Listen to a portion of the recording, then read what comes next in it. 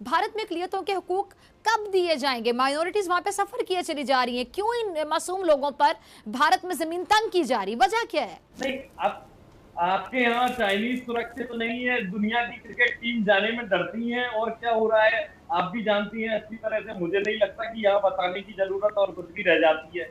आपने दुबे जहाँ जी, आपकी अफगानिस्तान पुष्ट में बनाई, पहले आप लोगों बहुत की साजिश थी रोजाना उसके संबंध पीछे भी, बनाए जा रहे ये थे, दुनिया जिस जानती है। तरह इस बात का बेहद दुख है खासतौर से पाकिस्तानी आवाम के लिए जो इतनी महंगाई झेल रही है। और आवाम की समस्या इतनी नहीं होनी चाहिए, ये हुकूमतदार हैं या सेना है, मेरा उनसे भी यही गुजारिश कहिए, अनुरोध कहिए कि आवाम किसी भी देश की हो, बुरा हाल नहीं होना चाहिए महंगाई से, बेगारी से। तो अच्छा, झूठ बोलना भी एक कला है, मानना पड़ेगा इस बात में, कहीं कोई दो राय नहीं उसमें हामिद जी। लेकिन खुदा का वास्ता है हामिद जी, कभी तो सच बोल लिया कीजिए। आतंकियों के पास से साजो सामान कहाँ का बरामद होता है? पाकिस्तान का बरामद होता है। दसियों बार इस चीज के सबूत दिए जा चुके हैं, क्या सबूत नहीं दिए गए? दवाइयां मिलती हैं उनके पास, मेड इन पाकिस्तान मिलती है।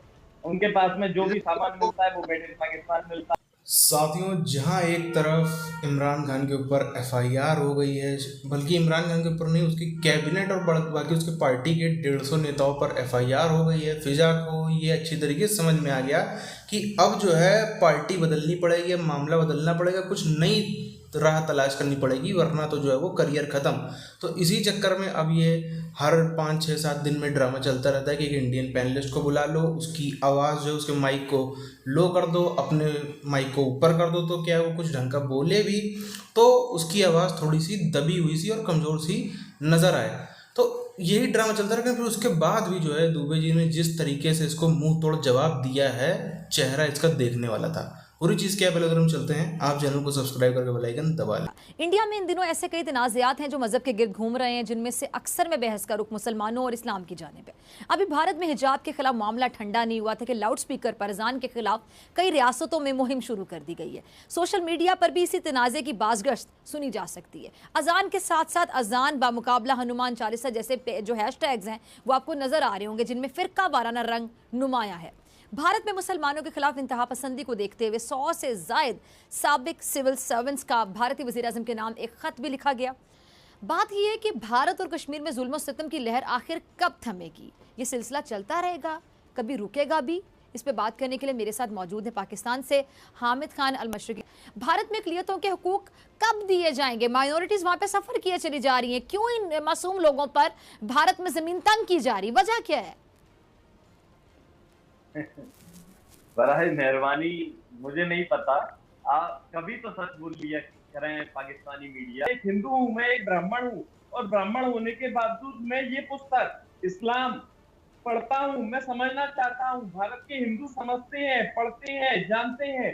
ऐसा नहीं होता कि किसी को आजादी नहीं, किसी को बहुत सारी पाबंदियां हैं। जिस तरह का पाकिस्तान में होता है ऐसा हिंदुस्तान में नहीं होता। मतलब ऐसा मत समझिए कि जैसा आपके यहाँ पर हो रहा है भारत में भी वैसा ही हो रहा और होगा। कम से कम अब तो झूठ नहीं बोलना चाहिए। हमारे यहाँ कैसा हो रहा है? नहीं, आपके यहाँ चाइनीज सुरक्षित तो नहीं है, दुनिया की क्रिकेट टीम जाने में डरती हैं और क्या हो रहा है आप भी जानती हैं अच्छी तरह से। मुझे नहीं लगता कि यहाँ बताने की जरूरत और कुछ भी रह जाती है।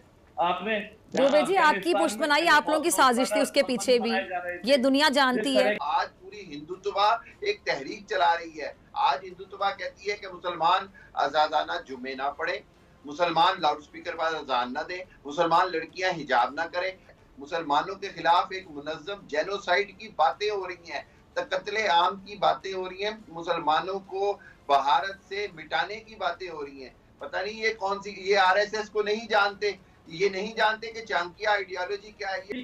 हामिद जी, मुझे इंटरप्ट करना पड़ेगा। हामिद जी जिस तरह का बता रहे हैं कि गीता में इस तरह का लिखा गया है कि भाई हम किसी दूसरे को बर्दाश्त नहीं कर सकते। मुझे लगता है हामिद जी ने पता नहीं कौन सी पाकिस्तान में क्या पढ़ा है, कौन सा ग्रंथ पढ़ा है, कौन सी पुस्तकों से ये ज्ञान लेकर आए हैं कि गीता में ऐसा लिखा है। मुझे गीता कभी पढ़ी है हामिद जी, आपको समझ आ जाएगा कि गीता में क्या लिखा है। रामायण कभी पढ़िएगा तो समझ आ जाएगा। मुझे नहीं लगता आप कहाँ से ज्ञान लेकर आते हैं हामिद जी। वो इसलिए क्योंकि जहां भी हिजाब का मामला आया तो हर तरह से, हर एंगल से सोचा गया, सुरक्षा को लेकर प्रश्न उठाए गए। कोई दकियानूसी मामला नहीं है कि भाई मुंह बंद करके अगर जय श्री राम के नारे लगाकर मुसलमानों को क्यों जलाया जा रहा है?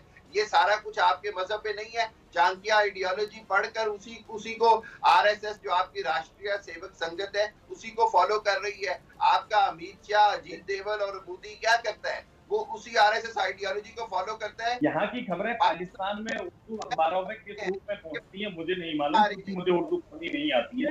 फिर भी मैं आपको बता दूं, आपके पास जो जानकारी है, जिस प्रकार की आप बातें कर रहे हैं, वो आधी अधूरी जानकारी है। आपने कहा मस्जिदों से लाउड स्पीकर हटा दिए गए, उत्तर प्रदेश सरकार का आदेश है।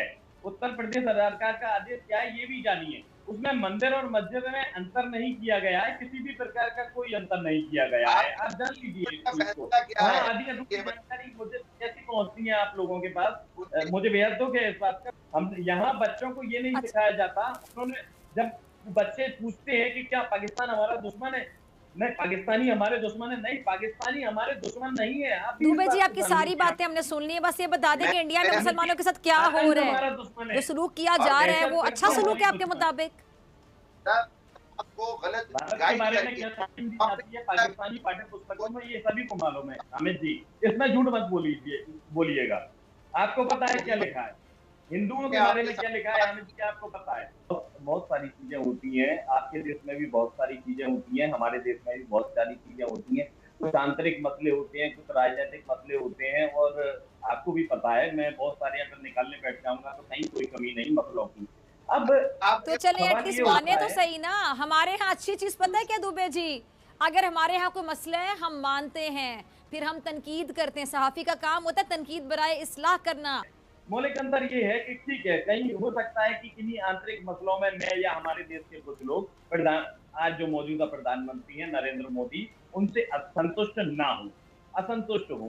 तो जो लोग असंतुष्ट हैं, या अधिकतर लोग असंतुष्ट हैं या कम लोग असंतुष्ट हैं, उनके पास मौका होता है या चुनाव होती है या लोकतंत्र स्थापित है और पूरी पारदर्शिता के साथ चुनाव होती है। अगर असंतुष्ट होंगे, लोग निराश होंगे तो वोट नहीं देंगे और सरकार किसी और की बन जाएगी। प्रधानमंत्री एक लोकतांत्रिक तरीके से यहाँ चुना जाता है। इस बात का बेहद दुख है, खासतौर से पाकिस्तानी आवाम के लिए जो इतनी महंगाई झेल रही है। और आवाम की समस्या इतनी नहीं होनी चाहिए। ये हुकूमतदार हैं या सेना है, मेरा उनसे भी यही गुजारिश कहिए, अनुरोध कहिए कि आवाम किसी भी देश की हो, बुरा हाल नहीं होना चाहिए महंगाई से, बेगारी से। तो उसकी थोड़ी परवाह करनी चाहिए। वो हमें मालूम है, क्योंकि कि देखिए अगर हमारे पड़ोस में कोई भूखा रहेगा तो चैन हमें भी मालूम है कि कहीं ना कहीं से हमें भी नहीं मिलेगा और हमें भी कहीं ना कहीं मुश्किल। अच्छा, झूठ बोलना भी एक कला है, मानना पड़ेगा इस बात में, कहीं कोई दो राय नहीं उसमें हमें जी।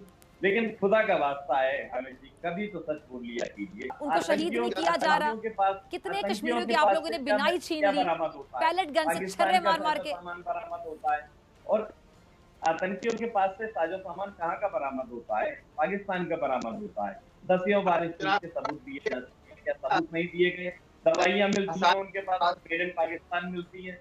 उनके पास में जो भी सामान मिलता है वो मेड इन पाकिस्तान मिलता है। के जोर पे दिलाएंगे, लाखों की तादाद में अपनी सिन्हा को वहां सड़कों पे बिछा के, वहां पे नाके लगवा के, वहां पे घरों में छापे मार के, आए दिन नौजवानों को शहीद करके, इस तरह आप उनको बताएंगे कि कश्मीर आप लोगों का हिस्सा है? वो नहीं मानते। चर्चा के दौरान जब आपने ये कहा था, मैं उस पर सहमत था कि भैया आप भारत में आकर भारत का हाल देख लीजिए। आपने मुझे पाकिस्तान आमंत्रित किया था कि आप पाकिस्तान आ जाइए, पाकिस्तान का हाल देख लीजिए। लेकिन फिजा जी, यहाँ पूरी दुनिया में आपको भी पता है और हमें भी पता है कि तस्वीर क्या है। क्यों कोई पाकिस्तान आना नहीं चाहता? क्रिकेट टीम पाकिस्तान क्यों नहीं आना चाहती? साथियों, खुद के देश में खाने को नहीं है, सऊदी जो है इनके प्रधानमंत्री को लॉलीपॉप पकड़ा के बिना दक्षिणा दिए, बिना कर्जा दिए, बिना भीख दिए इनको वापस रवाना कर देता है।